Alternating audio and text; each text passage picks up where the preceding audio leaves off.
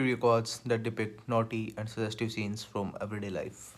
Stereographs were a very popular form of photography in the 19th century. Photographers would take two nearly identical images which, when printed side by side, would appear as a three-dimensional image when viewed through a set of special lenses called a stereoscope.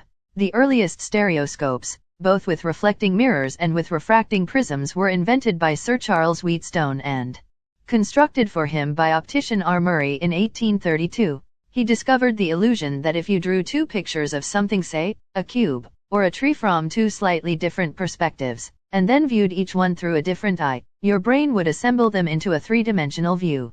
Stereoscopy was improved by Sir David Brewster in 1849. The production of the stereograph entailed making two images of the same subject, usually with a camera with two lenses placed 2.5 inches, 6 centimeters, apart to simulate the position of the human eyes, and then mounting the positive prints side by side laterally on a stiff backing. Brewster devised a stereoscope through which the finished stereograph could be viewed. The stereoscope had two eyepieces through which the laterally mounted images, placed in a holder in front of the lenses, were viewed.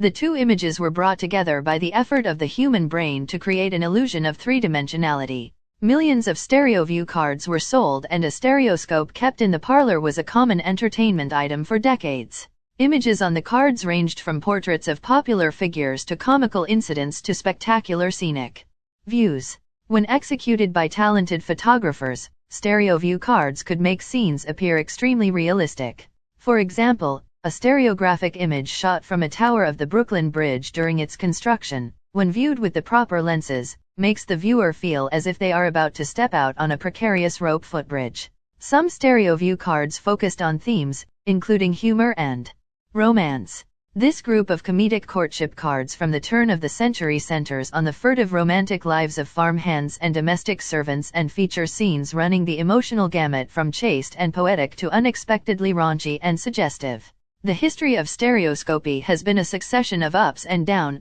a regular roller coaster ride, from the very start to the present day. The first golden age of stereo photography ended after the 1862 exhibition, mostly on account of the advent of the carte de visite, a type of small photograph. The second golden age took place at the end of the century, and most views at the time came from the United States. Cinema killed the interest in stereo photography, which was shortly revived after the First World War. There are thousands of stereos depicting the war. Large archives of them still exist, and thousands of them can be viewed online. If you like this video, make sure you subscribe to my channel.